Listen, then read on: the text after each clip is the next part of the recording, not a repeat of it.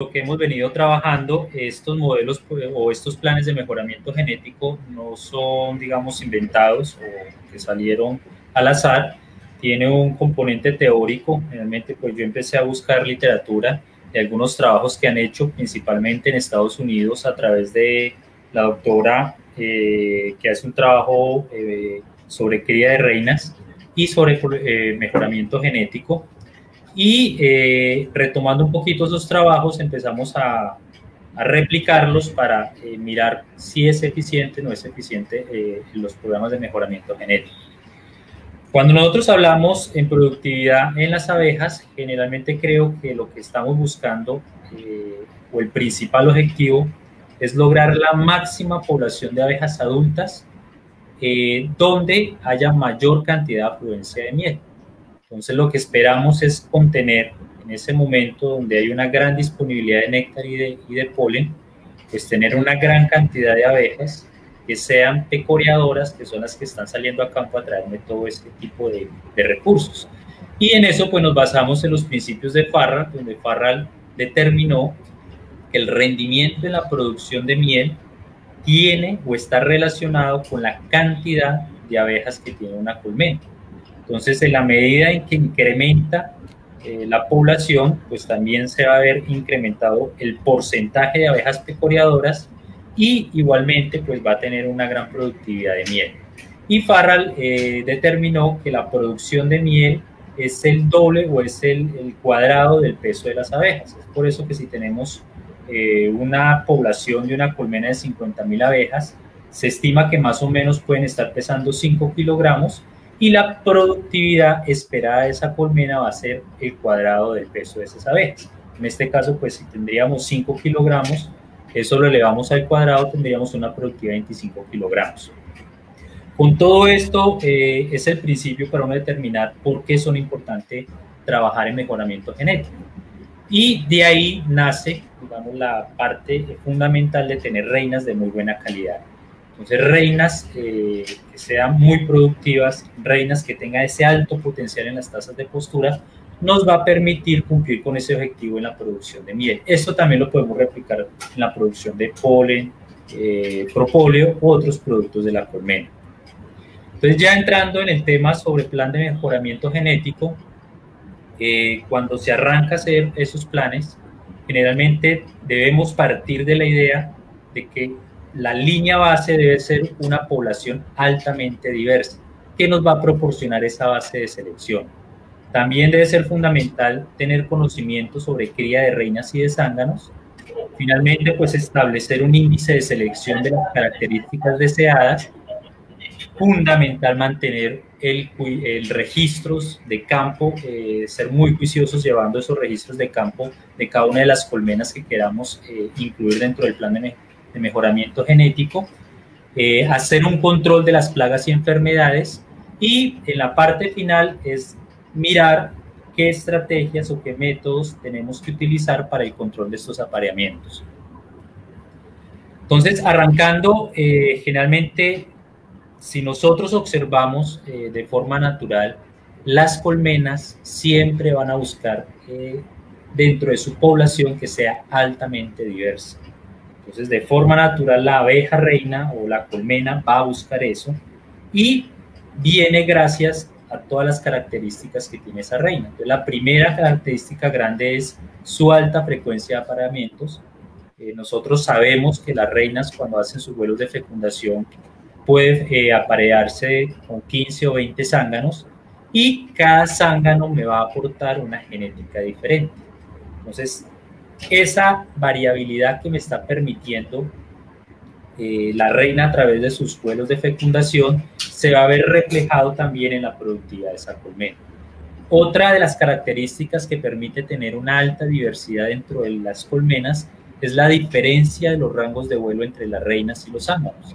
Entonces, sabemos por diferentes estudios que los rangos de vuelos de los zánganos se encuentran muy cerca hacia sus colmenas de origen y ese rango se ha establecido entre más o menos unos 1.5, 2 o hasta 3 kilómetros a la redonda, donde va a ser o va a buscar las zonas de congregación donde van a ser los vuelos de fecundación. Si nosotros miramos a las reinas, los rangos de vuelo de la reina es mucho más amplio. Estamos hablando que los rangos de vuelo de la reina generalmente van hasta los 3, 4, incluso hasta los 5 kilómetros a la redonda. Y esta diferencia en los rangos de vuelo entre reinas y zánganos pues va a permitir que no vaya a haber apareamientos entre individuos que se encuentren emparentados o que se encuentren muy cerca uno de otro en la línea genética. Entonces, esa diferencia va a permitir a una reina conseguir un material genético diverso que sea diferente a los emparentamientos que puede llegar a tener, digamos, con hermanos o con otro tipo de genética. Y también pues se ha visto que dentro del proceso de división pues va a haber una alta tasa de recombinación. ¿Por qué es importante la diversidad genética dentro de una colmena? Muchos estudios han concluido que en cuanto mayor sea la diversidad de la colmena, mayor es la capacidad de esta para hacer frente a los factores de estrés como las enfermedades. Se ha podido comprobar también que permite una mayor productividad y una mayor o mejor armonía dentro de la colmena. Entonces, ¿qué es lo que nosotros buscamos con los programas de mejoramiento genético? Tratar de conservar la alta variabilidad dentro de la colmena o una gran diversidad dentro de la colmena. Entonces, si nosotros miramos cómo está distribuida una colmena o cuál es su composición, nosotros podemos encontrar que hay varios niveles de tipo de relacionamiento. Entonces podemos encontrar superhermanas, podemos encontrar hermanas completas y vamos a encontrar medio hermanas. Y eso se debe a las características que habíamos dicho anteriormente de los vuelos que realiza la reina en la fecundación. Entonces, eso es la composición que podríamos encontrar dentro de una colmena. Dentro también de los planes de mejoramiento genético es fundamental reconocer cómo es la determinación sexual que tienen las abejas.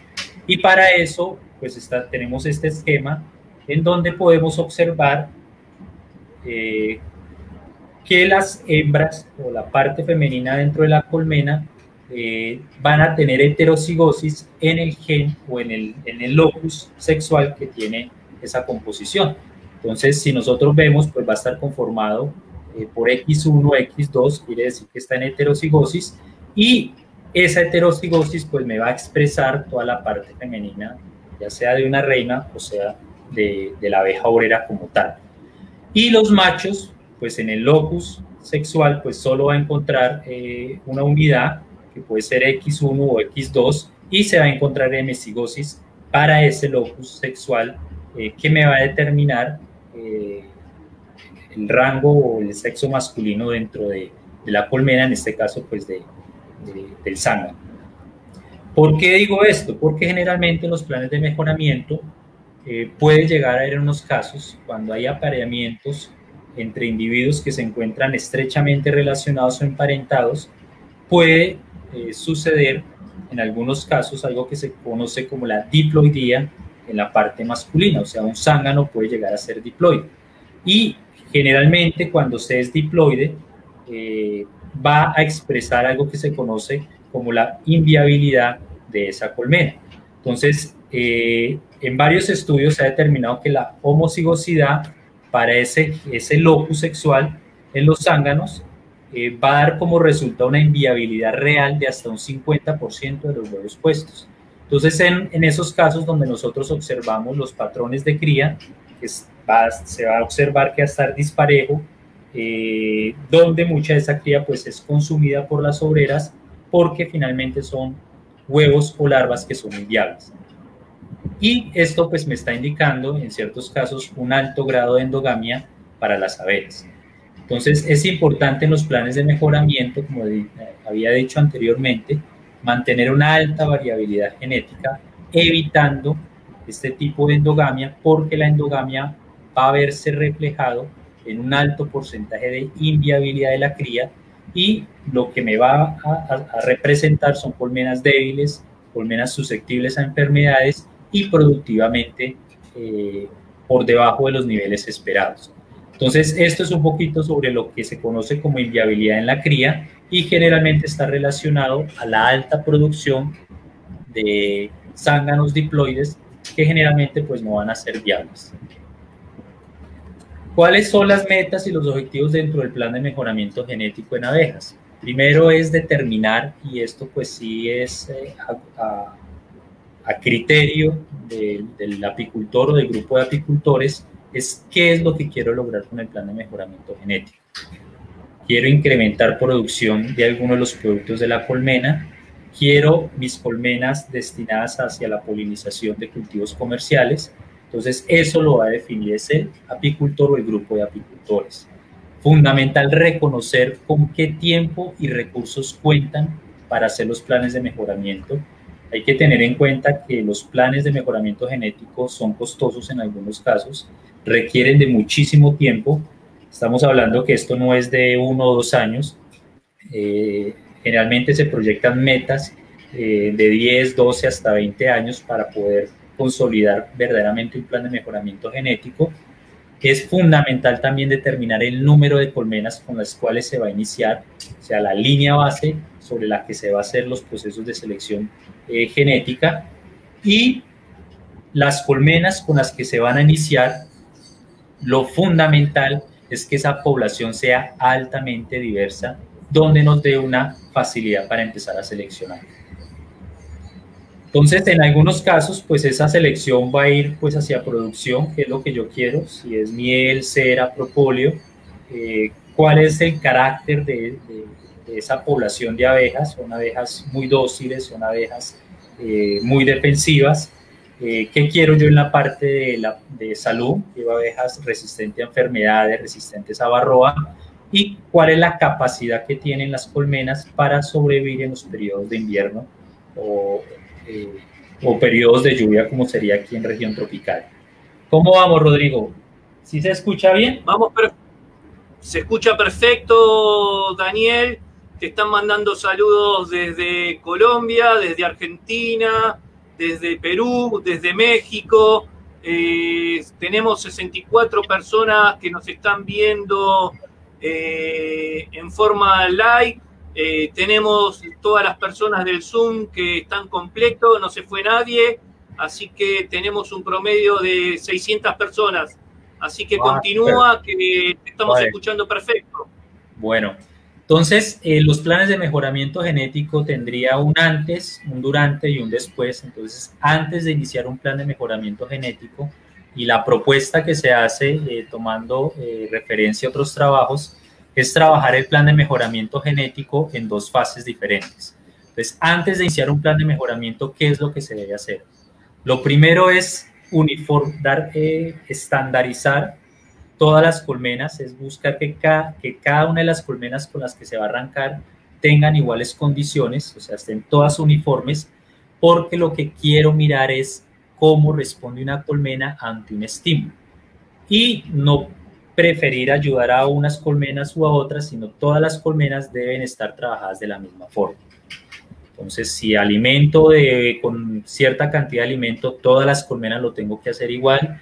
Es tratar de uniformar el desarrollo de esas colmenas en términos de reservas de alimento, en el número de cuadros de cría, y esto pues lo que me permite es evaluar verdaderamente cuál es el componente genético que tiene esa colmena. Cuando se inician los planes de mejoramiento genético, las colmenas que presenten algún tipo de enfermedad o que presenten un bajo desarrollo, se castiga, y lo ideal es eliminar esas colmenas o sacarlas del plan de mejoramiento genético, porque no me está permitiendo expresar ese componente genético que estamos buscando. Luego, pues se hace un periodo de seguimiento del comportamiento de la colmena a través de los registros, y con los registros lo que yo pretendo es hacerle un seguimiento a esa colmena, mirar cómo se está comportando productivamente, cómo está haciendo sus reservas de alimento, cuántos cuadros de cría va desarrollando, y eso pues me va a dar a mí como un seguimiento en el tiempo sobre esa colmena. El tercer tema que uno empezaría a desarrollar antes de iniciar un plan de mejoramiento genético es establecer cuáles son los rasgos que yo quiero trabajar y cuál es su impacto o su posible impacto. Y con esto hay que hacer referencia a que los planes de mejoramiento genético siempre se van a buscar en términos económicos y de eficiencia, y determinar si esos rasgos que yo estoy seleccionando verdaderamente me van a aportar económicamente a mi productividad y qué tan eficiente va a ser.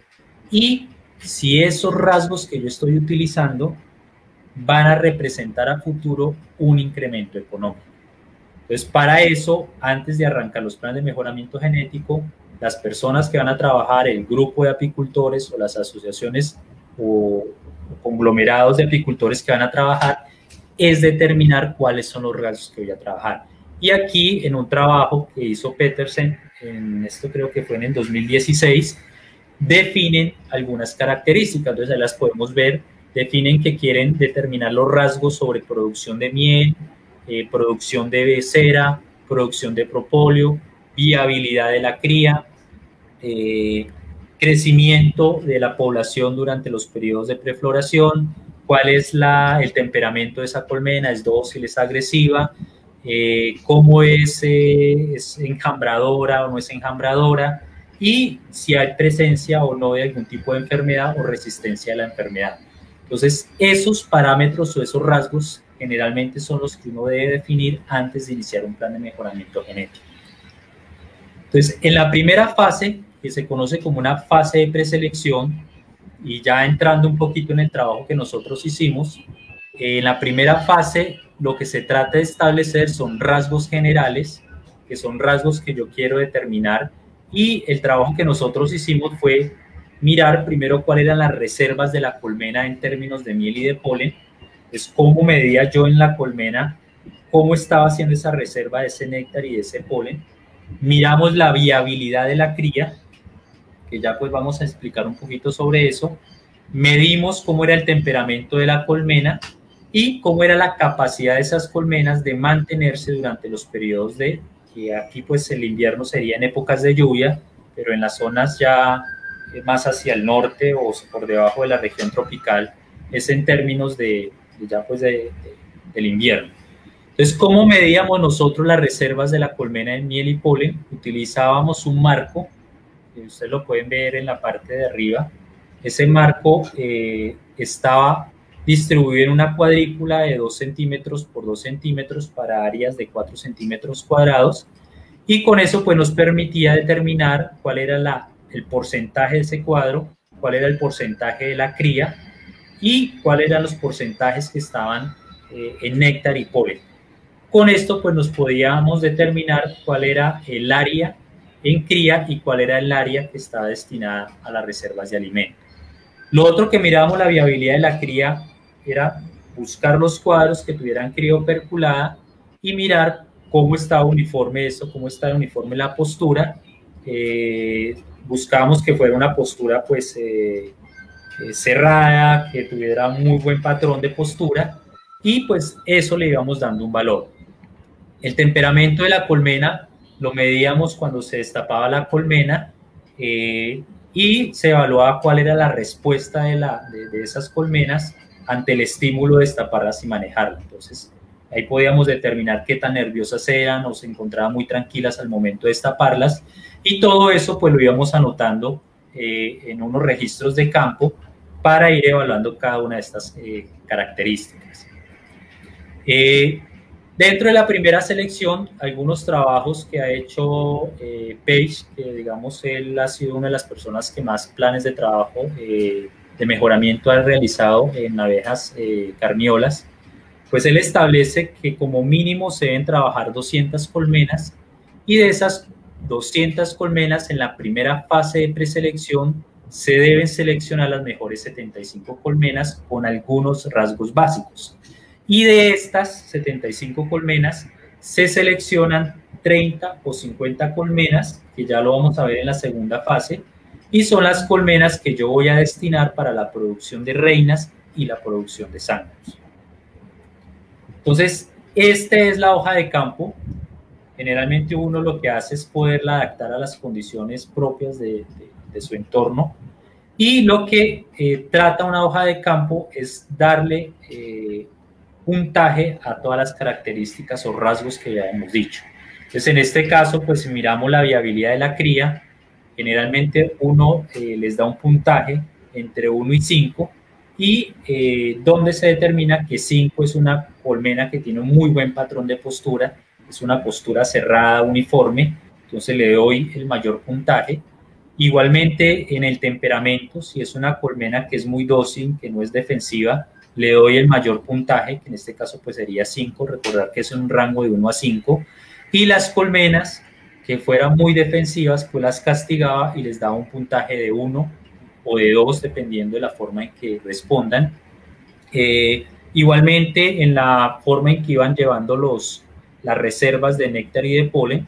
Entonces, si yo tenía una colmena con muy buena reserva de polen, muy buena reserva de néctar, le da un puntaje alto, 4 o 5, y luego pues se hacía algunos test de higiénico, y de eso pues empezaba a determinarle, darles un puntaje. Finalmente, lo que quiero decir con estas hojas de campo es que una vez que tengamos definidos los rasgos que queramos evaluar, a esos rasgos los empezamos a valorar y le damos un puntaje. Y en ese puntaje lo que queremos es beneficiar a las colmenas que presenten esas características o esos rasgos deseados.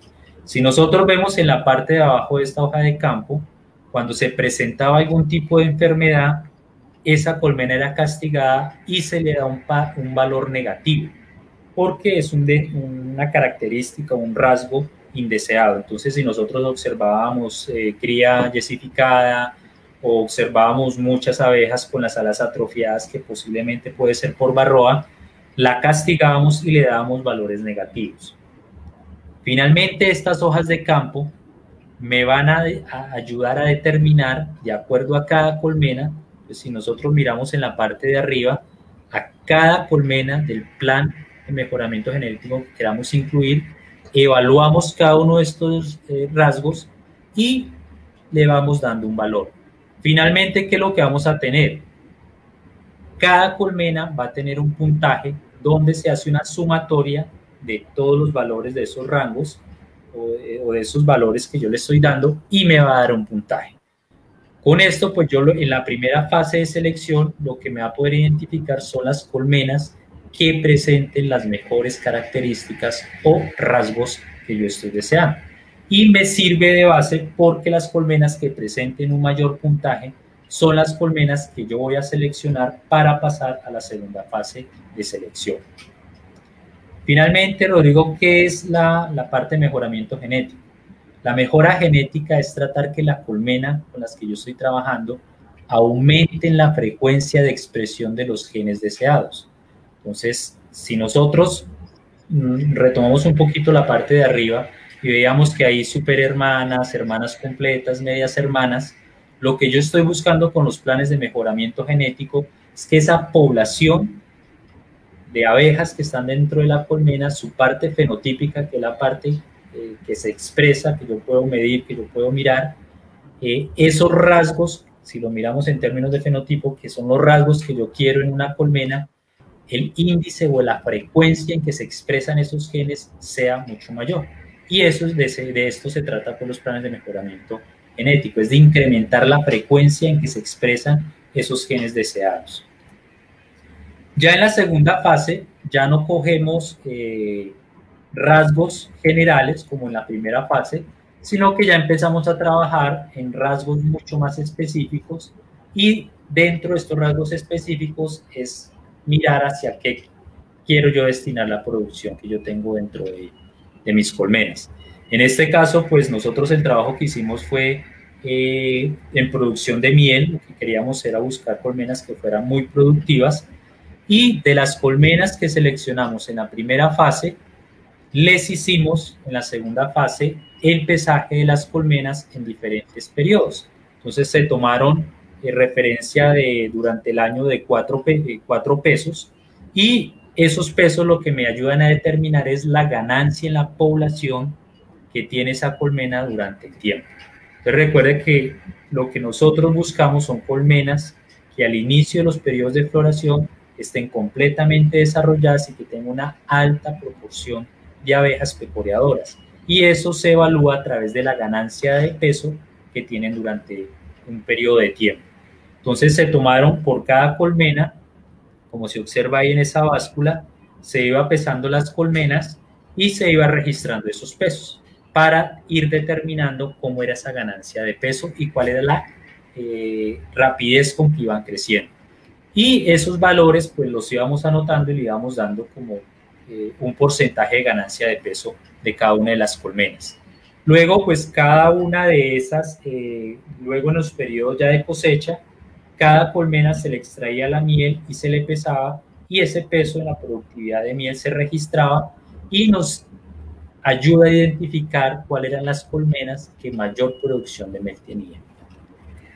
Entonces, este es un ejemplo también de un trabajo que hizo Rinderer en 1947, en donde buscaba determinar cuáles eran los puntajes que se le daban a una colmena que tuviera mayor productividad.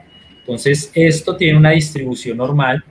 Nosotros sabemos que en la distribución normal, casi el promedio de la productividad, que es la parte que se encuentra en el medio, que ahí está referenciado en un promedio de 100, y los valores que se dan hacia la parte izquierda de la distribución normal, generalmente se les dan puntajes bajos. Entonces ustedes ven que da -1, -2, -3, y es un puntaje que yo le estoy dando a una colmena de acuerdo a esa expresión de la productividad de miel. Entonces, colmenas que me produjeran por debajo del promedio, yo la iba castigando. Entonces, colmenas que eran de una productividad muy baja, pues se le da un puntaje de -3 y así sucesivamente. Finalmente, las colmenas que estén por encima de ese promedio, yo las empiezo a puntuar positivamente y le empiezo a dar un valor. Entonces, colmenas que me produzcan 132, le doy un puntaje de 1.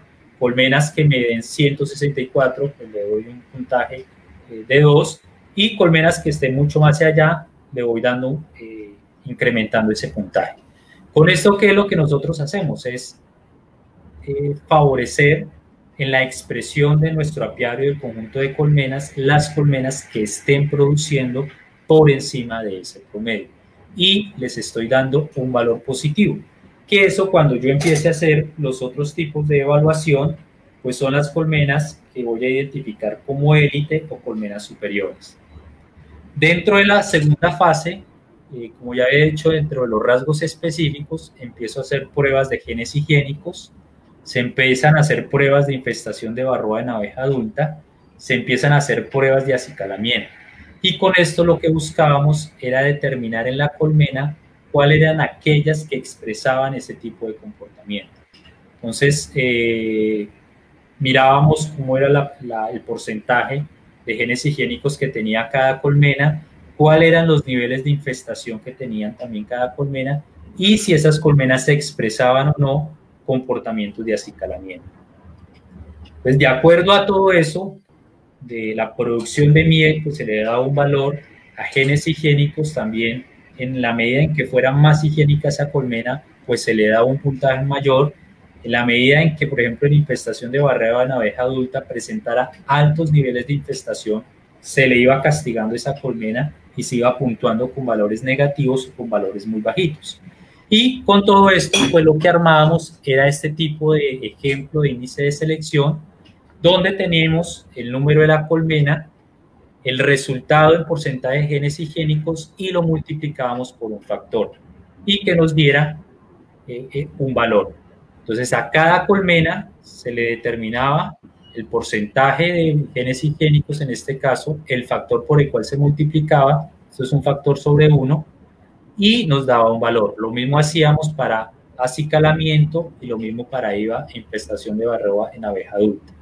Finalmente, ese índice de selección, como pueden ustedes ver en la última columna, pues me iba dando unos valores, unos bajos sobre 53, 58, 63, y lo que está señalado en amarillo, pues eran las colmenas que tenían por encima de ese índice de selección y las colmenas que yo iba seleccionando. Entonces, en este caso, pues yo seleccionaba la colmena 3, la colmena 5, la colmena 6, la colmena 8, la colmena 9, que eran los que me presentaban un mayor índice de selección en este caso.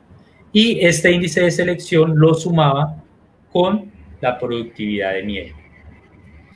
En eso, pues yo ya tenía identificado a través de estos dos periodos del plan de mejoramiento genético, poder identificar cuáles eran las colmenas élites o cuáles eran las colmenas que estaban por encima del promedio en esos rasgos que se definieron al principio. Y estas colmenas entraban ya a ser parte del plan de mejora, donde yo destinaba colmenas para la producción de reinas y destinaba colmenas para la producción de zánganos. ¿Cómo vamos? Daniel, ¿bien? Sí. Vamos perfecto. Vamos a empezar a saludar a la gente, así ven que hay algunos que te conocen, ¿sí? Entonces, saludamos a Michael Villanueva, Jesús Emanuel Redondo, Andy Mariposa, Daniel Ramírez, Yomara Agudelo, Ani Mariposa de nuevo, Emiliano Caballero Moreno, Miriam Casas, después tenemos a Fernando Sánchez, Walter Torres, Gustavo Ortiz, Eduardo Mada, Daniel Ramírez, Elo Luna, que es Florentino Medina Landa. Ya seguimos, a ver quién más, Bertín Rojas, Sergio Rudín, Edwin Choque, Luis Enrique Contreras, Félix Jiménez, después tenemos Samuel Quiste desde Bolivia, porque estoy viendo, porque estamos en Twitter, estamos en Facebook, estamos en el Zoom, Javier Sánchez, Héctor García Martínez, después tenemos a Marisa Susana Juárez, todos te están viendo, todos te felicitan, estamos entre todos los lugares con más de 400 personas. César Gustavo Miranda, mirá, desde España, ¿sí? Estamos a las 3 de la mañana en España y nos están viendo, así que continúa, te están escuchando todos, te mandan muchas felicitaciones, muchos dicen que les agrada mucho, ¿sí?, tener este tipo de conversación y el nivel que estás teniendo tú en expresarte con el tema de mejoramiento genético. Te seguimos, Daniel, escuchando, por favor. Bueno, muchísimas gracias, Rodrigo. Entonces, retomando ya, cuando tenemos identificadas las colmenas superiores o élites, como lo queramos llamar, que habíamos dicho que inicialmente se selecciona entre 30 de esas 200 colmenas, se seleccionan 35 a 50 colmenas, y yo establezco un grupo de colmenas dedicadas a la producción de zánganos.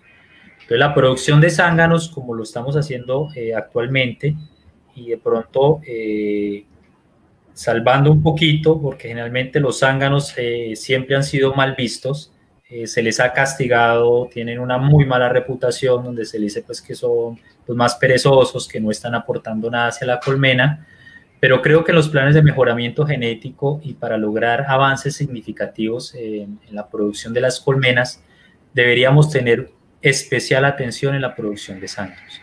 Recordemos que los zánganos son los que me están permitiendo transferir esa genética deseable y que es un aporte de, digamos, del 50% del material genético que está haciendo dentro de la colmena. Y más si tenemos en cuenta y recordemos que los zánganos son casi una copia o un clon casi del 100% de las reinas. Entonces, si nosotros tenemos reinas muy buenas, están transmitiendo todo ese componente genético hacia los zánganos. Entonces, los zánganos es una copia fiel genética de la madre, de la reina. Entonces, en este caso, si tenemos colmenas muy buenas, reinas muy buenas, pues vamos a tener zánganos que me van a transmitir esa genética. En esto, generalmente se habla que los zánganos son portadores de genes de la madre. Entonces, de esto, pues toca tener en especial cuidado y dedicarnos un poquito más a la atención de criar zánganos de muy buena calidad dentro de nuestros apiarios.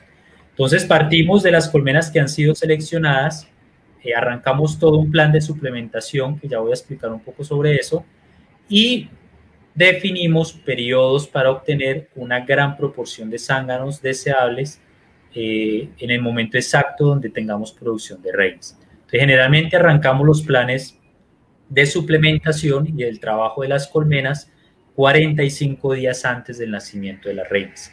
Incluso hay veces, ya por experiencia, arrancamos desde los 60 días para empezar a estimular a estas colmenas y hacer todo el trabajo.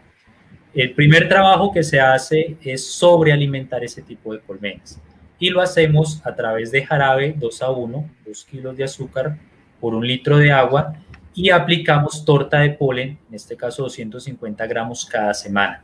Y la torta de polen, lo que hacemos generalmente es que sea lo más natural posible, que se asemeje a lo que ellas más están necesitando.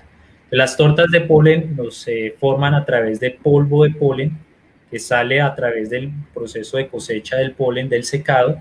Entonces se pasa por un cernidor, queda esa harina o ese polvo, que es el que nosotros utilizamos para la formulación de las tortas. También utilizamos miel, utilizamos el polvo de polen, la miel, utilizamos Promocalier, que el Promocalier creo que en otras zonas se conoce como el Promotor L, tiene una muy buena fuente de aminoácidos que son esenciales para las abejas, y también utilizamos aceite vegetal, en especial aceite de maíz, que es la que me va a aportar esa parte de lípidos que se requiere para los zánganos.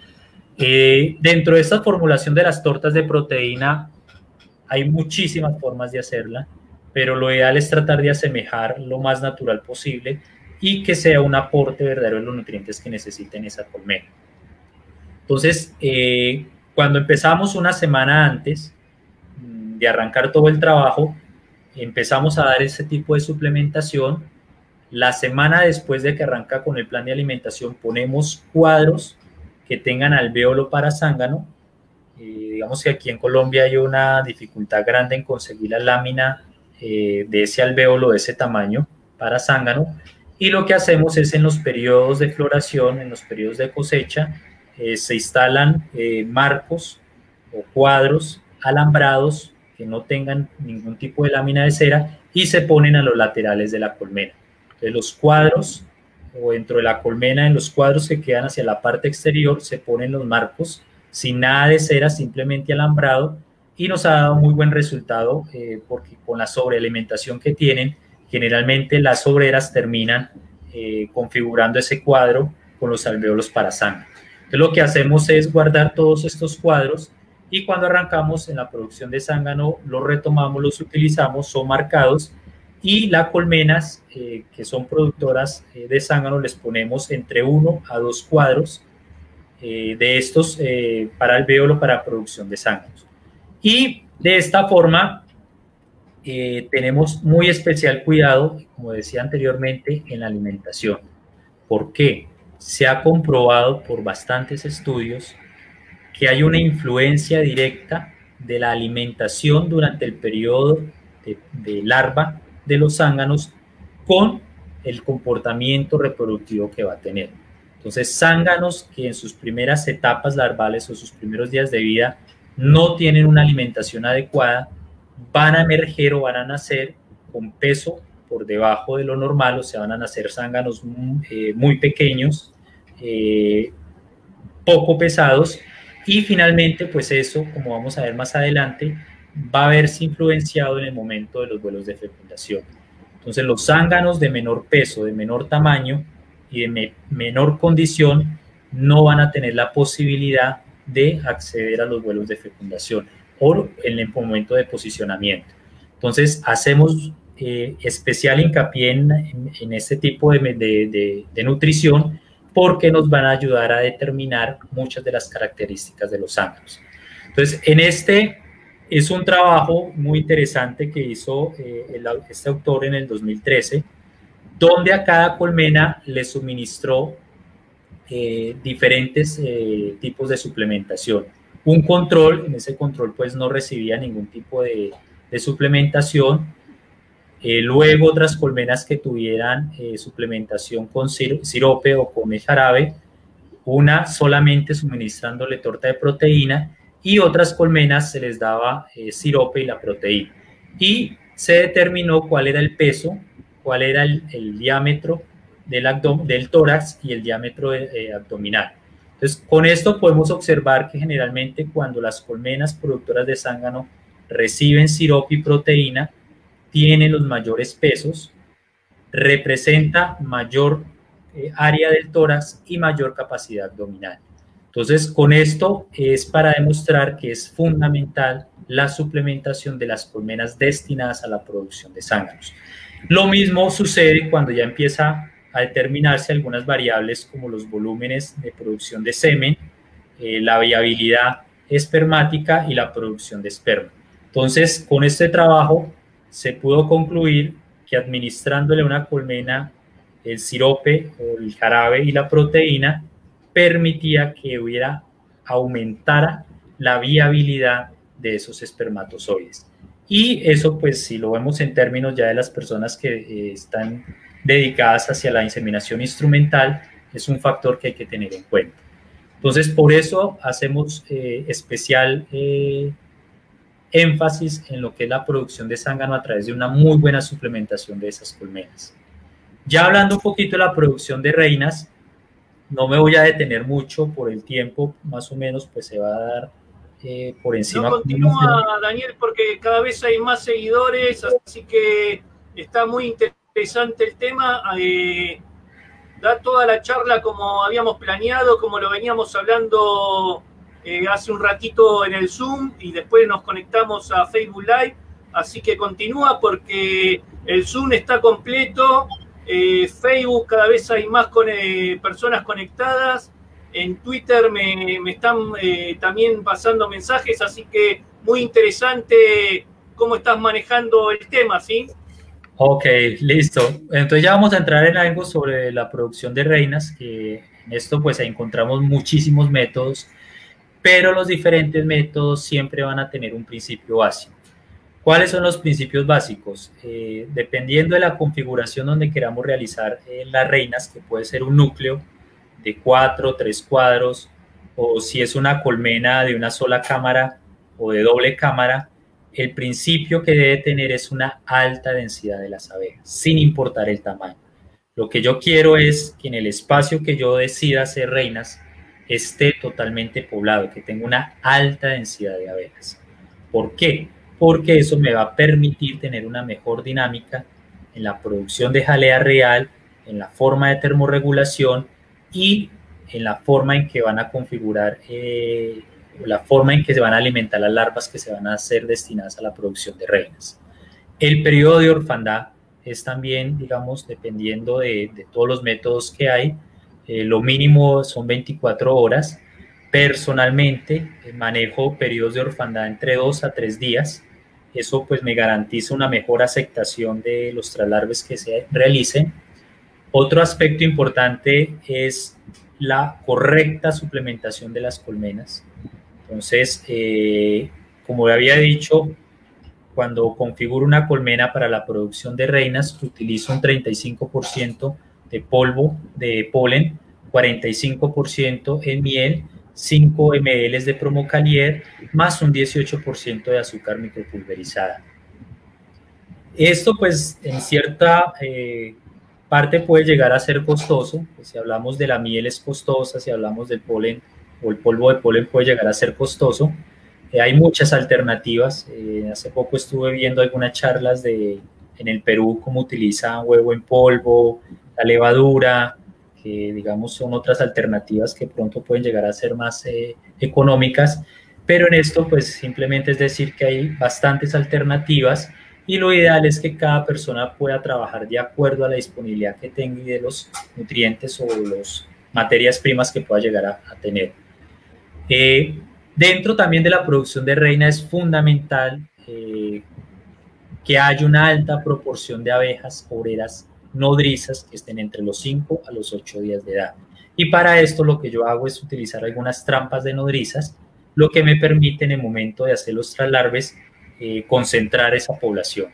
Entonces, recordemos que las abejas nodrizas son las que a través del desarrollo que tienen de la glándula mandibular y de la glándula hipofaringea, esas dos secreciones se juntan para formar lo que es la jalea real. Entonces, yo lo que busco para tener una muy buena alimentación de las larvas que van a ser destinadas a reinas es alta proporción de nodrizas que me alimenten y que le den la cantidad necesaria de jalea real para esas larvas. Y en términos ya sea de cantidad y de calidad, que eso es un aspecto que toca tenerlo en cuenta. Si ustedes ven la segunda foto, después del núcleo, vemos el abdomen de una reina. Tenemos las dos configuraciones, una que es una reina, una obrera que se encuentra malnutrida y se puede observar que no tiene muy buenas reservas corporales, y hacia el lado contrario pues tenemos un abdomen de una obrera que ha sido muy bien alimentada y que tiene la capacidad de almacenar todo ese tipo de reservas. Eso es lo que nosotros buscamos. Abejas muy bien alimentadas, que tengan muy buena reserva y que toda esa reserva la puedan llegar a transformar en jalea real. Y la cantidad, luego el otro aspecto que se trabaja también en la producción de reinas tiene que ver con la calidad de la jalea real que utilizamos como cebador. Entonces, recordemos que cuando se hacen las transferencias, esas transferencias o ese larvita que sacamos de los alvéolos se pone en una cúpula acrílica, y en el fondo de esa cúpula ponemos una gotica, ya sea de agua, y unos que trabajan con agua de coco. Personalmente me gusta trabajar con jalea real, y esa jalea real siempre busco que sea una jalea real de muy buena calidad y que sea fresca. ¿Cómo sería un poquito entonces el proceso? Lo primero que hago es establecer si voy a trabajar con un núcleo o con una colmena ya desarrollada de 1 o 2 cámaras de cría. Lo que hago es retirar la reina o armo un núcleo, pero lo ideal es que quede muy bien fuerte esa colmena o ese núcleo. Dejo por 3 días de orfandad y puedo observar que al tercer día de orfandad ya ellas naturalmente empiezan a estirar las realeras. Estamos hablando que son realeras que tienen producción de jalea real de 2 a 3 días. Entonces, esa jalea real yo la cojo, la pongo en un recipiente, la mezclo con agua que ha sido pues agua natural, que sea de buena calidad, y hago esa mezcla. ¿Por qué recojo esa jalea real? Porque hay que tener en cuenta que la jalea real es diferente del primer día al segundo día, al tercer día, al cuarto día. La jalea real en su composición va a ser diferente de acuerdo a los días que van pasando. Entonces trato de asemejar que sea una jalea, primero que sea jalea real fresca, pero que tenga también ese periodo que yo estoy buscando, que sea jalea real entre 1, 2 o máximo 3 días. Y eso me va a garantizar que haya una muy buena aceptación, pero que esa larva que está ahí pueda ser muy bien alimentada, de acuerdo pues a una jalea real que tiene su componente natural específico para ese rango de edad. Entonces, esta es la forma en que nosotros hacemos pues la producción de reinas. Finalmente, pues trabajamos 2 métodos.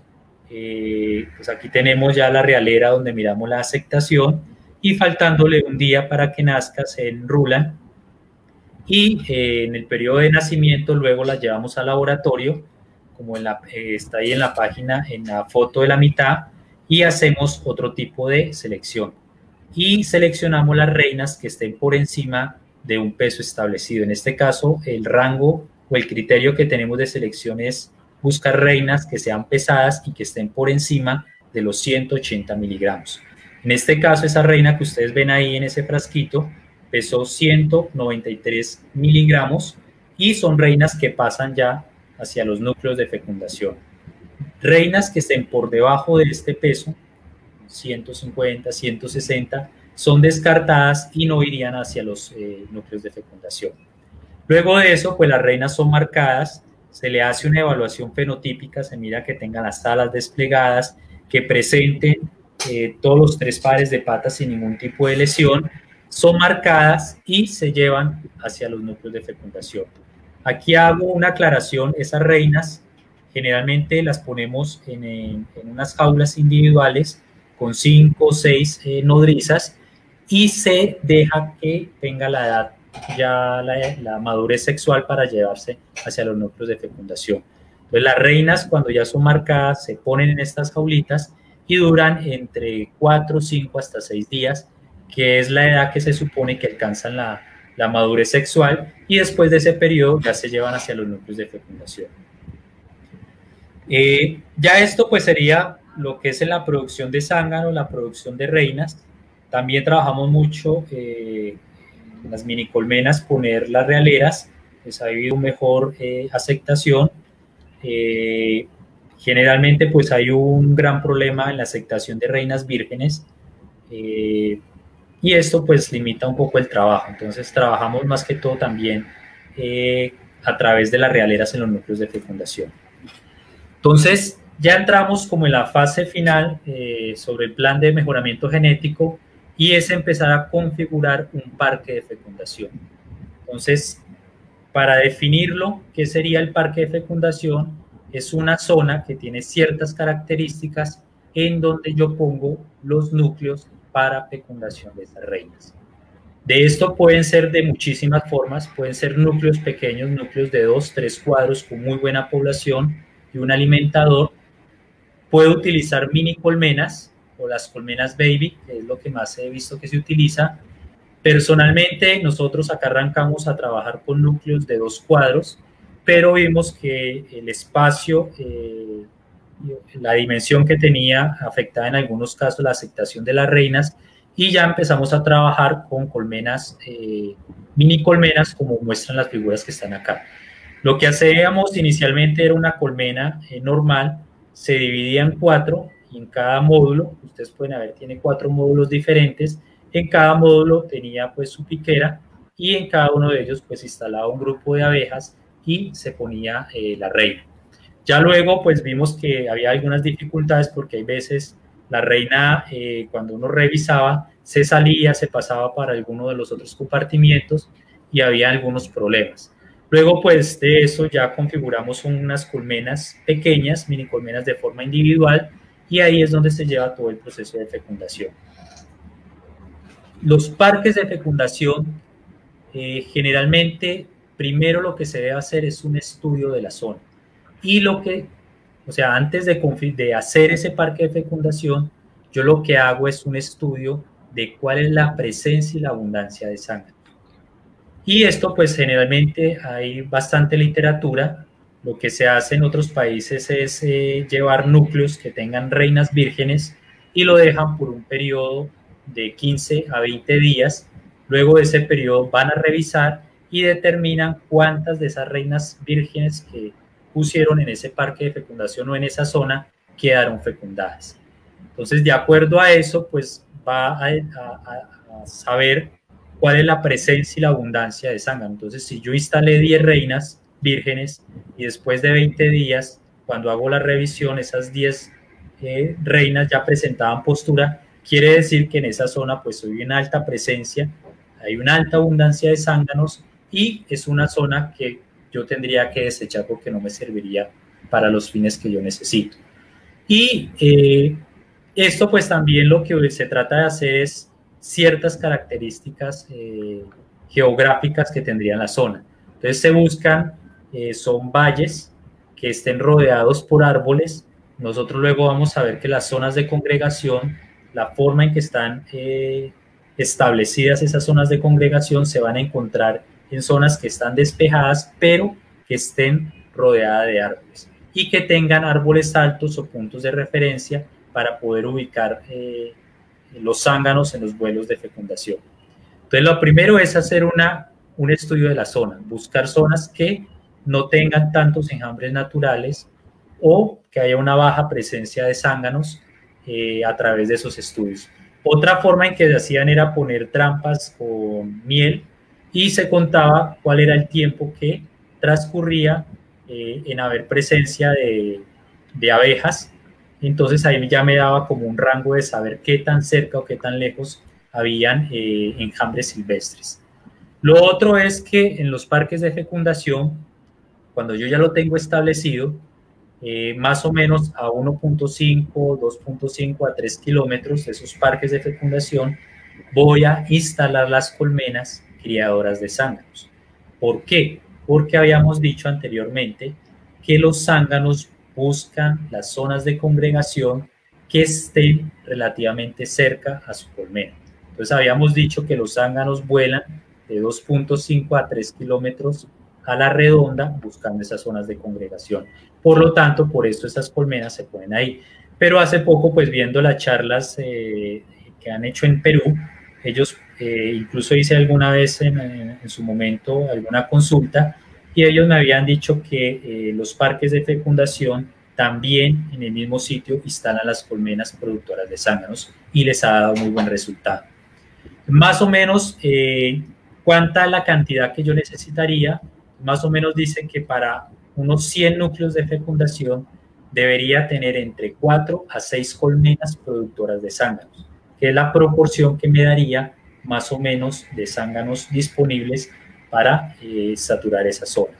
Y empiezo a trabajar una cría de zánganos 45 a 60 días antes de la producción de reinas. Más o menos,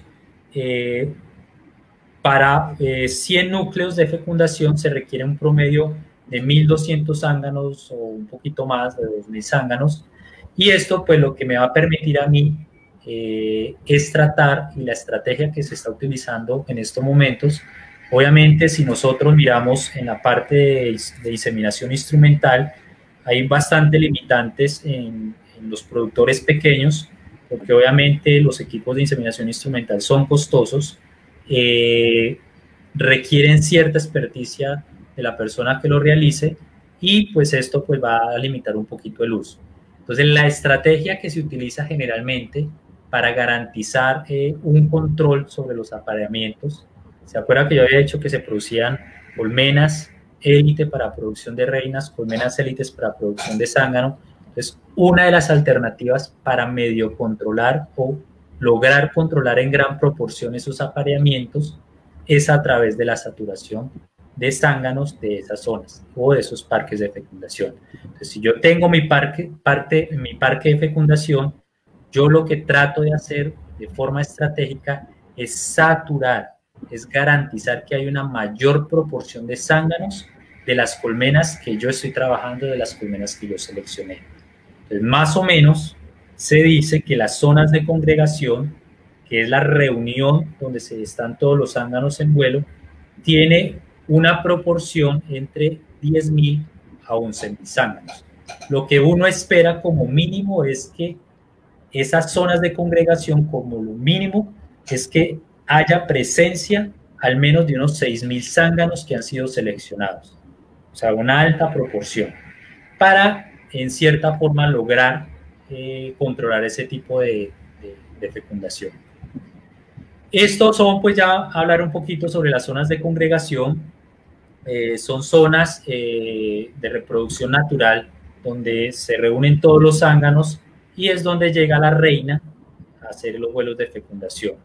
Se ha podido comprobar por diferentes estudios que los zánganos no empiezan a pelear entre sí, no hay agresión física, y la competencia que se da son más por vuelos de vuelo o más en posición. Entonces las peleas que hay entre ellos, o la competencia que hay entre los zánganos, es por tratar de buscar la mejor ubicación o la mejor posición con respecto a la reina. Entonces se ha podido comprobar que generalmente la reina, cuando vuelan, los zánganos van en la parte de atrás, un poco, digamos, más hacia abajo del abdomen de la reina, y esa es una posición privilegiada que garantiza una buena fecundación. Entonces los zánganos, cuando están en esos vuelos que se conocen como la cometa, pelean es más por posición y por poder ajustarse mejor hacia la fecundación de esa reina. Por varios estudios, este es un estudio que se hizo en Tucumán, en Argentina, en el 2017, que es sorprendente, y digamos que en esto pues las abejas cada día les sorprenden a uno muchísimo más. Uno creería que cuando el zángano sale a sus vuelos de fecundación lo hace a la deriva, tratar de buscar esas zonas de congregación al azar. Pero resulta que generalmente las zonas de congregación, antes de llegar a esas zonas de congregación, hay unas líneas de vuelo. Entonces, si ustedes ven la foto que está arriba, lo que está en amarillo son esas líneas de vuelo que son muy específicas y generalmente las colmenas que se encuentran alrededor de esas líneas de vuelo se van yendo sobre esa línea en específico hasta llegar a la zona de congregación. Y lo otro más sorprendente es que esas zonas de congregación se mantienen con el tiempo. Incluso hay algunos trabajos que han hecho en Alemania, en España creo que también hay otros, donde pudieron confirmar que esas zonas de congregación tienen incluso de 20 a 25 años manteniéndose. O sea, que pasa el tiempo y se van a mantener. Entonces es sorprendente porque pues aún no se ha podido explicar cómo logran transmitir esa información. Con esto pues lo que quiero decir es que las zonas de congregación se mantienen con el tiempo, son fijas y eso es lo que trató uno de empezar a buscar. Generalmente ya en los vuelos de fecundación, hablando un poquito sobre la actividad de vuelo de los zánganos, hay unos estudios muy interesantes en donde pusieron unos sensores ópticos en la piquera de las colmenas y cada zángano de esa colmena se marcó, se le puso un número individual y con ese sensor podían determinar a qué hora salía, cuánto demoraba y cuál era como su comportamiento de vuelo. Entonces las conclusiones que salieron en el estudio indican que los zánganos tienen periodos de vuelo ya en la tarde, o sea, los zánganos salen a fecundarse en la tarde, donde hay dos picos de actividad, uno entre las 11 a las 12, que es muy característico de la abeja europea, y la africanizada se caracteriza porque los vuelos de fecundación lo hacen muy tarde, o sea, entre las 3 hasta las 5:30 de la tarde. ¿Por qué es interesante tener esto en cuenta? Generalmente los vuelos de fecundación son muy específicos de acuerdo a las condiciones medioambientales. Entonces, cuando el medio ambiente está nublado, hay corrientes de aire muy fuertes, las abejas reinas y los zánganos no salen a hacer los vuelos de fecundación y deben tener como ciertas condiciones ideales. Esas condiciones pues son climas soleados, climas despejados, ojalá temperaturas por encima de los 19 grados y pues eso permite una proporción efectiva en los vuelos de fecundación. Si nosotros miramos en términos de eficiencia energética, las abejas quizás son las que mejor manejan toda la parte de energía, son muy eficientes y buscan siempre la forma de ahorrar la energía de la forma más posible. ¿Qué quiero decir con esto? Que generalmente el costo energético de poner una gran cantidad de zánganos cerca a las colmenas de origen es menor que llevar todos los zánganos a vuelos mucho más lejos, a vuelos de 5 a 10 kilómetros para hacer los vuelos de fecundación. Entonces, otra razón por las que los zánganos vuelan muy cerca a las colmenas es en términos de energía, porque el costo energético de esa colmena en términos de alimentación va a ser menor que los zánganos vuelen cerca, digamos, que llevar todos esos zánganos a distancias mucho mayores. Y ese trabajo solo se lo dejan a la reina, que es una solita, que tiene ese gasto energético de volar mucho más lejos para evitar, digamos, los problemas de consanguinidad o endogamia. Entonces, lo que trata generalmente, lo que le había dicho, es saturar estas zonas, es buscar en las zonas de congregación poder garantizar que hay una alta proporción de los zánganos que nosotros seleccionamos. Entonces ya finalmente cuando nosotros introducimos la reina virgen, esperamos 8 o 15 días para verificar la postura y luego cuando ya verificamos la postura dejamos otro mes para establecer los rasgos que estamos deseando. Entonces hacemos una evaluación de esa reina en términos de viabilidad de la cría para determinar si fue una reina que quedó efectivamente bien fecundada y poder observar algún tipo de problema que hayan tenido con eso. Luego que pasa ese periodo ya de evaluación de esa reina, que es de un mes, son reinas hijas que se empiezan a entregar a algunos productores, que es un poco el trabajo que hemos venido haciendo. En asociaciones, algunos apicultores les vamos entregando estas reinas para que ya en campo se evalúen y nos vayan diciendo si son reinas que funcionan en ese medio o no. ¿Con esto qué quiero decir? Que generalmente los planes de mejoramiento genético siempre tienen que involucrar a la mayor parte de apicultores de la región.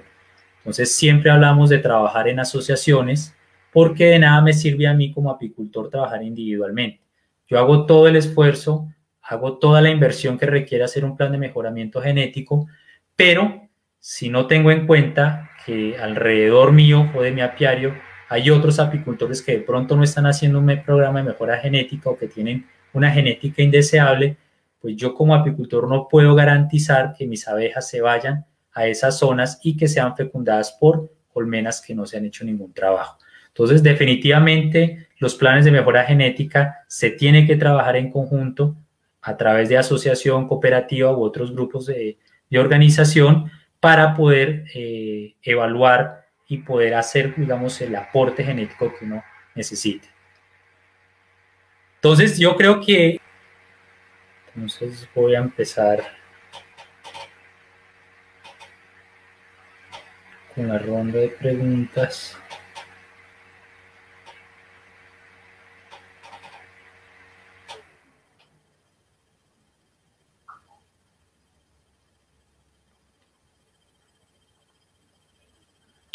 Bueno, Oscar Mauricio Rincón dice que actualmente cuál es la base del trabajo que está desarrollando, con cuántas colmenas lo ha realizado. Generalmente lo que siempre los trabajos que se han dicho es que se debe contar con el mayor número de colmenas para poder precisamente garantizar esa gran variabilidad genética. Iniciamos con un grupo pequeño de las colmenas que se tenían en el centro, con unas que nosotros tenemos, más o menos son unas 100 colmenas, y sobre esa base se empezó a trabajar. Luego pues hace una pregunta: ¿cuáles son las heredabilidades? Eso es un tema muy interesante, porque las heredabilidades, cuando se trabajan en planes de mejoramiento genético, se deben buscar características que tengan alta heredabilidad para poder garantizar que haya esa transmisión de los genes hacia la próxima generación. Entonces, si seleccionamos características que tengan heredabilidades muy bajas, por más esfuerzo que se haga, no se van a poder transmitir. En sí, los valores de heredabilidad no los tengo, los tengo pues anotados, pero en ese momento no los tengo presentes. Pero lo que generalmente los planes de mejoramiento genético lo que hacen es buscar no seleccionar por una sola característica, sino por un conjunto de rasgos que se trabajan en conjunto. En estos casos, pues muchas veces se trabaja solamente la producción de miel, porque se ha encontrado que hay alta correlación entre los genes higiénicos, genes de acicalamiento, con la producción de miel. Entonces, esa alta correlación permite garantizar que cuando se tienen dentro de las colmenas altos niveles de genes higiénicos, son colmenas que cuando se les mide la productividad con respecto a la miel, pues se va a poder observar que hay ese tipo de correlación que es alta y es positiva. Entonces, en este momento pues no tendría cuáles son los valores de heredabilidad, lo que hice simplemente era buscar... Daniel, ¿tú me escuchas? Sí, ¿cómo estás, Rodrigo? Bien, le quiero pedir disculpas a todos. Acá en mi zona, en Mar del Plata, se cortó la luz, por eso estuvimos unos 10 minutos fuera del aire. Saben todos que cuando se corta la luz, se corta la señal, entonces fue por eso que estuvimos unos 10 minutos afuera. Mil disculpas de nuevo, y bueno, empezamos con Daniel con todas las preguntas, porque hay un montón de preguntas. Daniel, yo tengo acceso, así que empezamos con las preguntas, ¿sí? Sergio Rudín me dice, la endogamia, ¿sí? ¿Es la que produce la cría salteada? Bueno, no únicamente, hay que recordar que reinas que tengan algún problema, tenemos una reina que quedó mal fecundada, que no logró llenar su espermateca, también va a tener un patrón de cría salteado. Reinas muy viejas también van a tener ese problema, incluso en algunos casos reinas, colmenas que tengan un déficit grande de proteína, generalmente terminan consumiendo las larvas porque es la fuente de proteína más cercana. Entonces, no exclusivamente va a depender de la endogamia en los patrones de cría salteada, pero pues puede llegar a ser en algunos casos cuando usted garantiza pues buena alimentación, que está trabajando con reinas jóvenes y muestran esos patrones de cría salteada, muy probablemente puede ser asociada a endogamia. Otra pregunta. Me dicen los machos diploides, ¿sí? ¿Cómo se producen? Bueno, los machos diploides generalmente se producen cuando hay un cruzamiento entre individuos que están muy emparentados genéticamente. Entonces, si yo tengo una reina virgen que copula de pronto con un, digámoslo en este caso, un zángano de una misma colmena que tienen una madre en común, hay veces esos grados altos de consanguinidad hace que en la expresión de los locus que determinan el sexo, que habíamos dicho que son los locus sexuales, que son dos, pues termina juntándose y generando algo que se llama homocigosis para ese locus sexual. Entonces, cuando hay homocigosis en ese locus, en los zánganos, es lo que se produce como los machos diploides, que generalmente deberían ser haploides, ¿no? Porque solo tendrían una sola carga genética.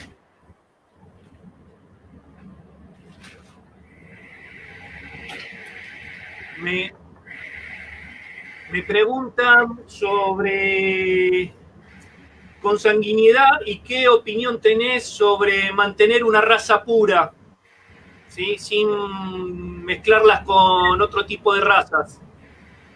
Bueno, eso depende de mucho de las especies. Hay en algunas especies animales que tener un alto grado de consanguinidad es lo deseado, porque va a expresar genes de importancia económica.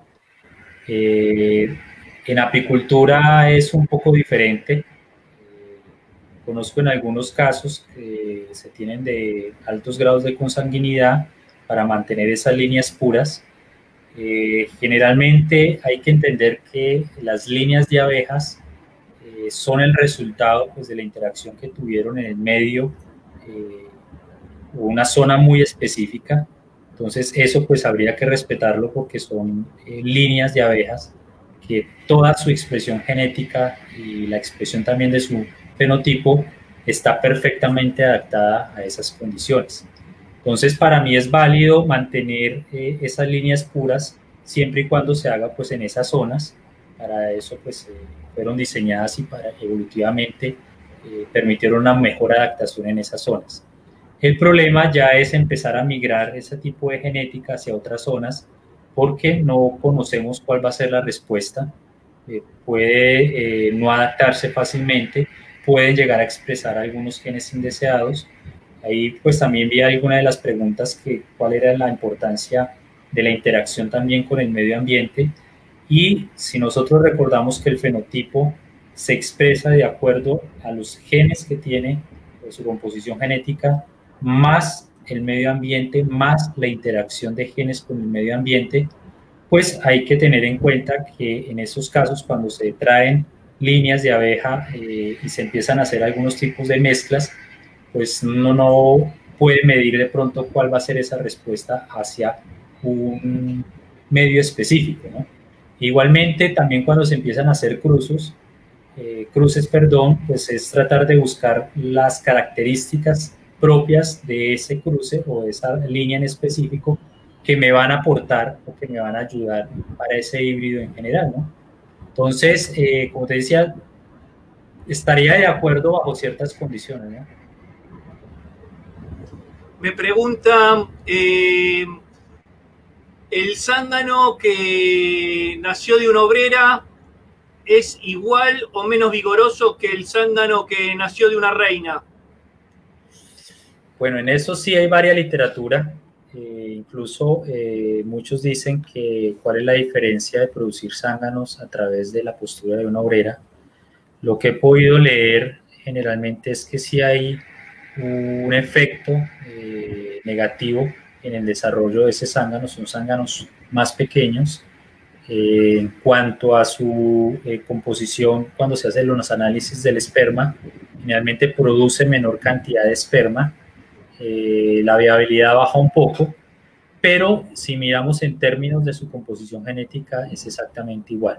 Pronto se ve el problema más es en la cantidad de semen que llegan a producir, si afecta en algo la viabilidad, pero sí definitivamente en su fenotipo, en su tamaño, en su peso, terminan siendo de menor calidad, o sea, son zánganos más pequeños.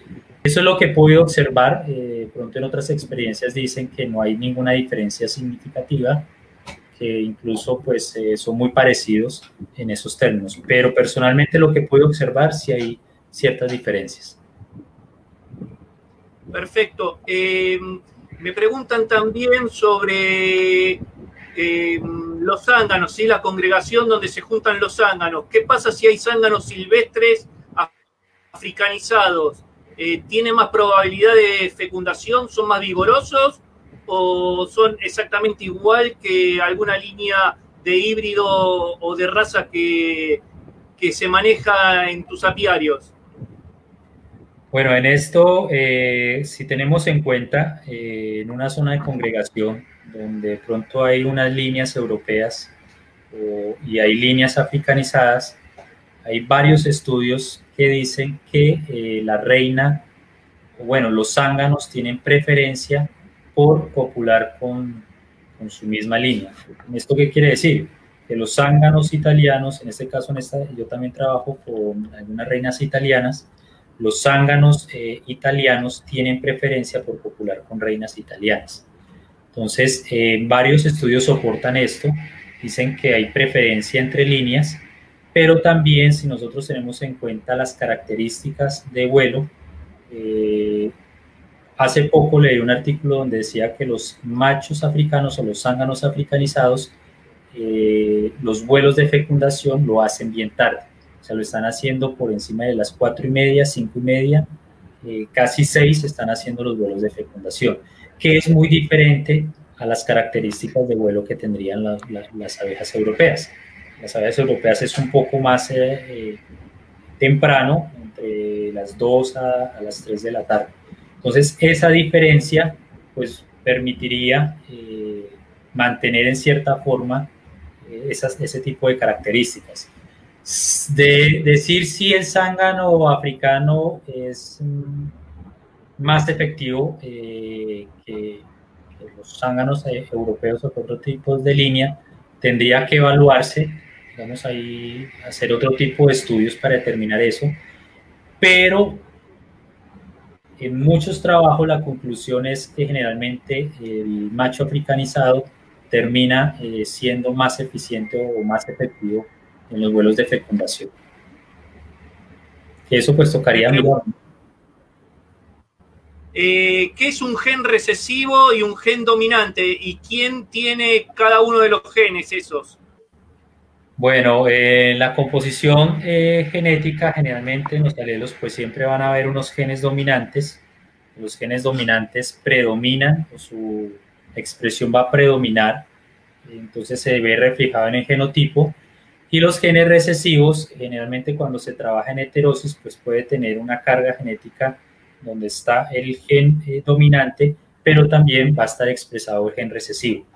Pero como en este caso el gen dominante es el que predomina, pues se va a enmascarar las características de ese gen recesivo. En algunos casos, cuando hay algunos tipos de cruzamientos de endogamia, termina habiendo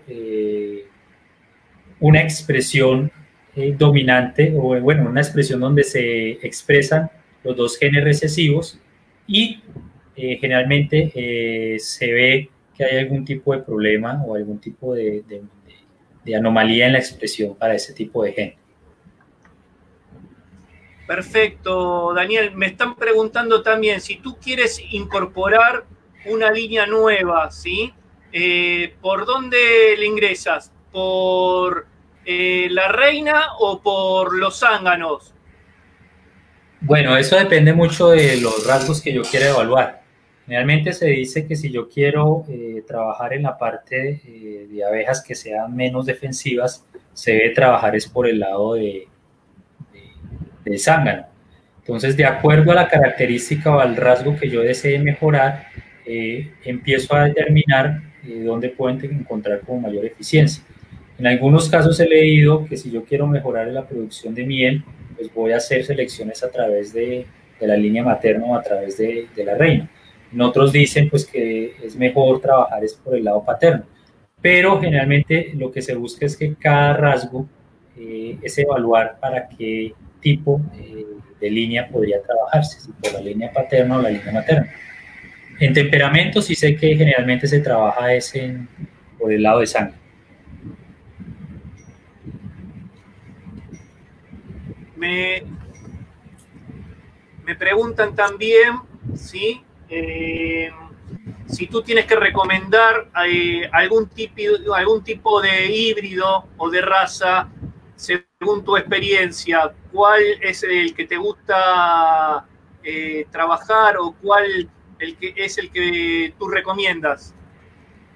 Bueno, eso sí va a depender mucho de las condiciones geográficas. Aquí en Colombia nosotros trabajamos africanizada en una mayor proporción.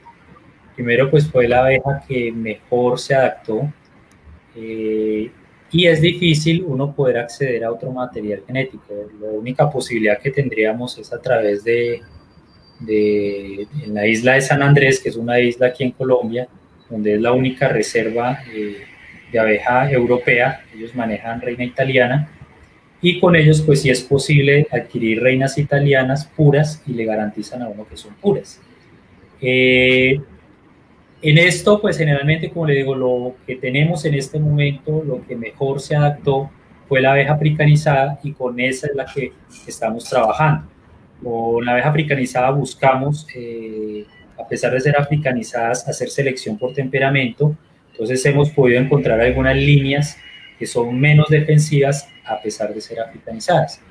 Pero ya si vamos un poquito fuera de Colombia, pues los mejores modelos es híbridos entre europea y africanizada, que es el modelo que están trabajando en Costa Rica, algo en México, y les ha funcionado bastante bien. Entonces ahí ya puedo ver que trabaja mucho los híbridos entre carniola africanizada, italiana africanizada y caucásica por africanizada, que son unos híbridos que les ha dado un muy buen resultado, donde logran reducir un poco la defensividad propia de la abeja africanizada y obtener muy buenos rendimientos en producción de miel y en resistencia a enfermedades. Entonces en esto pues es mirar en qué predomina en la zona donde usted esté el apicultor, con qué material genético cuenta para poder garantizar hacer ese tipo de cruces o de líneas. Como le decía, acá nosotros tenemos una gran cantidad de abeja africanizada y en eso pues estamos veniendo a trabajar ahí una dificultad grande en conseguir madres puras, por ejemplo, de caucásica o de carniola. Entonces no nos permite hacer como ese tipo de trabajos. Asís Aguilar de Yucatán nos dice, ¿qué opinas sobre la eficiencia de los zánganos producidos por la generación por medio de la creación de colonias sanganeras, ¿sí?, en colonias seleccionadas? Bueno, nosotros generalmente los resultados que hemos tenido, en parte, bueno, voy a contar un poquito lo del trabajo. Nosotros en el SENA hay una granja, en la granja pues tenemos el apiario y teníamos un problema grandísimo en temas de defensividad de esas colmenas. Entonces cada vez que revisábamos colmenas, picaban a todo mundo, todos tenían que salir corriendo. Y si tenemos en cuenta que era un centro de formación, pues donde había muchísimos estudiantes, tuvieron varios problemas por picadura. El primer objetivo que nosotros tuvimos fue bajar defensividad de esas colmenas. Entonces empezamos a hacer selección buscando colmenas que no expresaran tanto ese rasgo o esa genética, y sobre esa pues fuimos seleccionando zánganos o colmenas para producir zánganos que no tuvieran alta tendencia a ser tan defensivas. Con eso, en el primer año logramos bajar significativamente ese problema y Esto pues nos da, o la conclusión que sacaríamos es que definitivamente hacer una muy buena presión de selección sobre colmenas para producir zánganos tiene una respuesta muy eficiente, muy rápida, y ahorita pues estamos evaluando toda la parte ya productiva, que ya sería pues nuestro segundo año. Hasta ahora los resultados preliminares que hemos tenido es que aumenta significativamente la producción de miel. Nosotros teníamos promedios de miel antes de iniciar el trabajo entre 18, algunas colmenas nos daban 15 kilos de miel al año por colmena. Luego, casi 2 años después, en diciembre, nosotros tuvimos la cosecha ya después de este plan y logramos subir hasta 20, 22, incluso algunos picos de 25 kilos por colmena año. Entonces logramos ser un poco más productivos, teniendo en cuenta que el manejo que hacíamos era pues muy similar.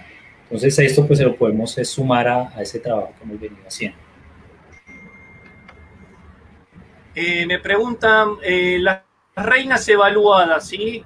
¿Ustedes después las llevan a otra zona para interactuar con otro genotipo de ambiente y qué resultados buscan o cómo analizan ese comportamiento? Bueno, es una pregunta interesante porque generalmente una de las preguntas que le hacen a uno es ¿cuál es la mejor reina que uno puede llegar a producir? Personalmente creo que las mejores reinas tienen que ser producidas en la misma zona donde se esté trabajando, porque son reinas que toda su expresión fenotípica está perfectamente diseñada para poder soportar y poder adaptarse a las condiciones propias de este medio. Las mejores reinas que puede uno llegar a producir tienen que ser producidas en ese entorno o en ese medio. Generalmente las reinas que nosotros producimos en el centro y que se entregan a los productores, siempre buscamos que tengan como una similitud en condición de ambiental, o sea, más o menos la misma temperatura, más o menos la misma altura, para mirar esa respuesta de esa reina en diferentes entornos, pero tratamos de que sea más o menos homogéneo, porque obviamente las reinas que estamos produciendo en este momento, si las llevamos a zonas altas, digamos por encima de los 2000 metros, pues ya sabemos que esas reinas posiblemente no van a poder ser del mismo comportamiento. Igual si llevamos reinas que estamos produciendo acá hacia el nivel del mar, en unas zonas mucho más bajas, a trópico bajo, pues la respuesta de esa reina no va a ser la esperada. Entonces tratamos de entregar reinas en condiciones muy similares a las que tenemos acá y es tratar de evaluar si efectivamente los rasgos que nosotros estamos definiendo se están transmitiendo en campo en diferentes condiciones de manejo o en otra forma en que se están dando con apicultores de asociaciones y de otros productores. Me preguntan cómo se hace la trampa de nodrizas. Bueno, en producción de reinas, lo que había dicho que uno de los objetivos es formar los núcleos o las colmenas tuvieran una alta proporción de nodrizas. Para eso lo que hacemos es coger una cámara, una colmena que tenga doble cámara de cría.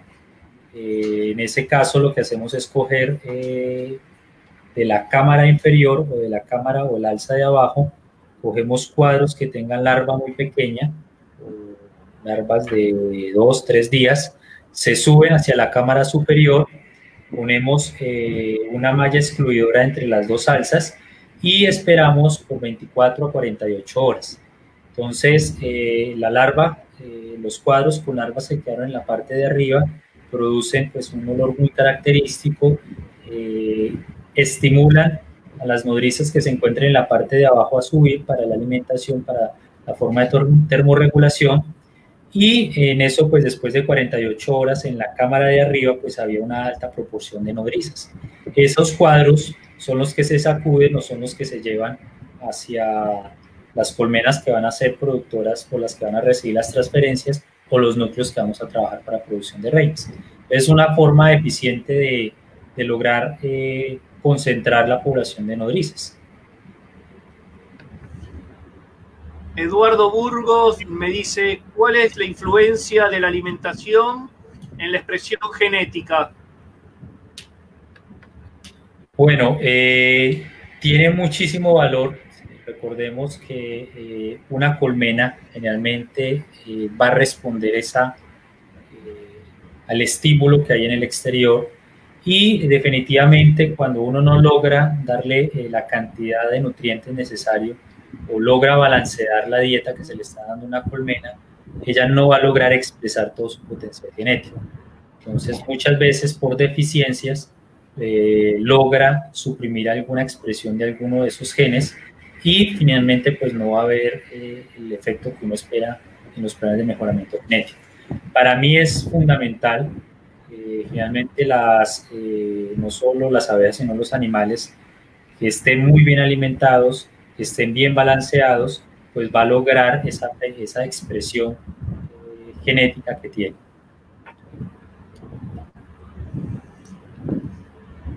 Me pregunta Carlos Zambrana, ¿sí? Desde Bolivia. ¿Qué opina usted de la fecundación de huevos haploides de forma manual con esperma de zánganos seleccionados para el mejoramiento genético?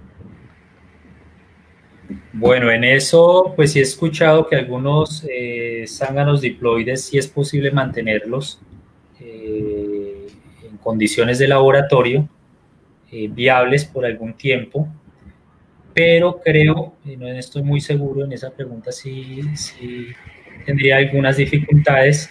Creo que esos zánganos no producen la cantidad de esperma necesario, y creo que los espermatozoides no son viables. Entonces no sería posible trabajar con ese tipo de machos diploides, pero no estoy muy seguro. Perfecto, acá Juan Carlos vía Twitter me dice, él no se dedica a la cría, a la cría de reinas, pero si tuviera que hacer reinas, ¿qué le recomendás? ¿Antes de la floración o durante una floración? Bueno, como les había dicho anteriormente, hay que entender que la respuesta de las colmenas, su desarrollo, la dinámica en que crecen, es en respuesta hacia el medio externo. Entonces, una colmena va a crecer o se va a recoger de acuerdo a la disponibilidad que hay de alimento o de acuerdo a la disponibilidad que hay de néctar y de polen. Entonces, uno como apicultor, ¿qué es lo que debe hacer? Es entender que el desarrollo de la colmena es fuertemente dependiente del medio externo. Y uno como apicultor lo que debe hacer es tratar de sincronizar el desarrollo de la colmena con las floraciones o con las condiciones medioambientales. ¿Con esto qué quiero decir? Generalmente, cuando yo voy a hacer cría de reinas, yo siempre voy a buscar que esas larvas que posiblemente van a ser reinas, o las larvas que yo voy a transferir, se encuentren mejor alimentadas, y eso se va a dar generalmente en épocas de floración, donde va a haber abundancia de néctar, donde va a haber mayor disponibilidad de polen, y eso me va a garantizar una muy buena alimentación de esas larvas. Pero también es importante considerar que generalmente en los periodos de lluvia o en periodos de invierno, la proporción de zánganos que están en el medio va a ser mínima. Entonces, si yo produzco reinas en épocas de lluvia, yo la puedo llegar a sacar adelante, pero si mi fecundación va a ser natural, muy probablemente no va a encontrar los zánganos disponibles en el medio ambiente, porque sabemos que una colmena, cuando entra en un déficit de alimentación o cuando ve que no puede mantener la cría de zánganos, lo que hacen es empezar a sacarlos por limitar la producción de zánganos. Entonces, hay estudios donde dicen que generalmente mantener y criar un zángano requiere casi el doble de néctar y de polen comparado con una obrera. Entonces, el gasto energético de una colmena para mantener y producir zánganos es bastante alto. Entonces, en épocas de lluvia generalmente baja la proporción de zánganos o la producción de zánganos, y no habría como esa gran cantidad en las zonas de congregación de los zánganos deseables. Entonces, muy posiblemente son reinas que queden mal fecundadas, son reinas que no alcanzan a llenar toda su espermateca, y su vida productiva se acorta. Estamos hablando de reinas que a los al año, hablemos un poquito menos tiempo, a los 6, 7 meses, pues ya ha agotado su reserva y ya pues estaría perdiendo. Entonces, con esto, pues lo que estoy tratando de decir es que generalmente uno debe producir reinas es en las épocas de prefloración o floración, donde garantice primero muy buena disponibilidad de abejas, muy buena disponibilidad de alimento, pero también voy a tener los zánganos disponibles para poderla fecundar. Hablamos sobre alimentación, ¿sí? Y tú has dicho que lo mejor que hay es la utilización de polen. Pero en lugares que no se encuentra el polen, ¿qué receta proteica les recomendás a los productores al momento de cría de reinas? Bueno, acá nosotros tenemos una facilidad generalmente donde yo vivo, a 2 horas se encuentra el valle. En el valle se caracteriza porque hay alta producción de azúcar, pero también hay un desarrollo bastante grande sobre la parte de avicultura. Entonces, cuando yo no tengo posibilidad de acceder a ese polvo de polen, la torta que utilizo es azúcar blanca. Ese azúcar se pulveriza, se pasa por unos molinos que queda una partícula fina, se consigue huevo en polvo, digo, aquí es muy fácil conseguirlo, el precio es más o menos económico, entonces utilizo azúcar pulverizada, huevo en polvo, levadura seca, bromo calier, y con eso pues armaría la torta de proteína. Personalmente, y en esto pues sí he tenido bastante discusión con otras personas, mis tortas son más o menos líquidas, no utilizo las tortas tan secas, porque he considerado que tiene un mejor consumo por parte de las abejas. Entonces utilizo más que todo una torta muy líquida, que no tiene la misma consistencia como generalmente se trabaja en otras hojas. Y también, de pronto, lo que hablábamos en el chat de Apicultura Sin Fronteras, utilizo muy pequeñas cantidades, o sea, a una colmena generalmente aplico 250, 280 gramos cada 8 días, porque aquí tenemos un problema, realmente cuando se pone gran cantidad de torta, entra una mosquita, pone unos huevos dentro de la torta, y cuando uno va a los 15 días, a los 20 días a revisar, encuentra gran cantidad de larvas de esas mosquitas dentro de la torta. Entonces se pierde y hay un gran desperdicio. Entonces prefiero utilizar en pequeñas cantidades para que haya un consumo mucho más rápido. Cuando hay un desbalance en la colmena, ¿sí? Las abejas obreras se atrasan o se adelantan en el desarrollo. ¿Cómo se produce eso? ¿Y cuándo puede suceder? Bueno, generalmente hay que recordar que en condiciones normales hay una división natural del trabajo. Entonces las abejas más jóvenes son las que tienen funciones de limpieza, de alimentación, de producción de jalea real, producción de cera, y en la medida en que van desarrollándose, pues pasan a otro tipo de funciones. Se ha comprobado que ante un estímulo externo o ante un requerimiento de la colmena, se puede llegar a modificar la función que tiene una obrera de acuerdo a su edad.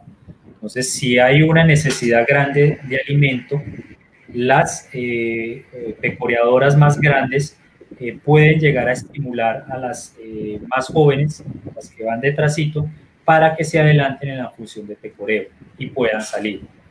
Y lo mismo puede suceder hacia el contrario. A veces hay un alto requerimiento de jalea real y obliga a obreras que ya han pasado como su periodo o su rango de edad específico para producción de jalea real, ante esa necesidad, ante ese estímulo de jalea real, obreras que ya pasaron ese periodo pueden volver a producir jalea real, entonces se pueden llegar a devolver. Y la función que tienen dentro de la división natural del trabajo que tienen las aves dentro de la colmena siempre va a depender de ese estímulo o de esa necesidad que vaya a tener, y esa va a ser la respuesta de ellas.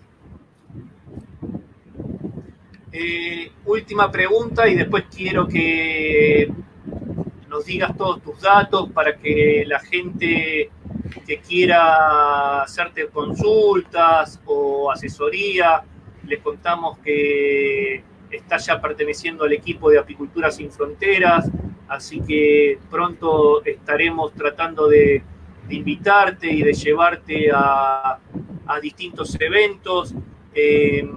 Quieren que repitas de nuevo el tema de saturación de zánganos, ¿sí? En donde se congregan. ¿Cuánto es lo recomendable o cuántos zánganos haces vos para que haya saturación y haya una buena fecundación de las reinas? Bueno, en esto pues sí uno se basa mucho en revisión de literatura. La literatura dice que las zonas de congregación, cuando se ponen trampas, utilizan una especie de malla. En esa malla ponen feromona de reina y ahí empiezan a atrapar a los zánganos que llegan a las zonas de congregación. Entonces luego de esas mallas las bajan en la parte de abajo, pues, están capturados los zánganos y se hace un conteo. Muchas veces cuando se hace ese conteo se puede determinar que varía el número de zánganos entre 10.500 hasta 12.000 zánganos en una zona de congregación. Si nosotros tenemos en cuenta que una colmena bien alimentada, más o menos la producción de zánganos que se puede obtener pueden ser entre los 800 a 1.000 zánganos. Una sola colmena muy bien alimentada. Entonces, ¿qué quiero decir con eso? Que en las zonas de congregación o en las zonas de saturación, perdón, yo lo que hago es al menos destinar unas 5 o unas 6 colmenas para producción de zángano. Entonces, pongámosle un valor medio, que cada colmena muy bien trabajada esté aportando entre 800 a 1.000 zánganos que van a salir a fueros de fecundación. Entonces, si yo tengo 6 colmenas que han sido trabajados a través de selección, que son zánganos de muy buena calidad genética, estaría aportando a esa zona o esa zona de congregación, a esa zona de saturación, mínimo entre unos 5.000 a 6.000 zánganos seleccionados.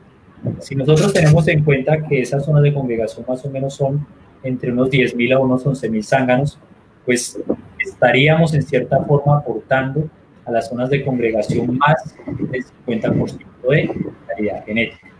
Obviamente ahí ya quedaría muy difícil estimar cuál va a ser la efectividad de los cruces que voy a hacer, pero si yo garantizo que mis zánganos estén bien alimentados, que son zánganos de muy buena composición fenotípica, pues podría también garantizar que muchos de los vuelos de fecundación se van a dar por esos zánganos que estoy produciendo, porque se ha comprobado que un zángano mejor alimentado, de mejor tamaño, tiene mejor facilidad de posicionarse en los vuelos de fecundación para alcanzar esas reinas.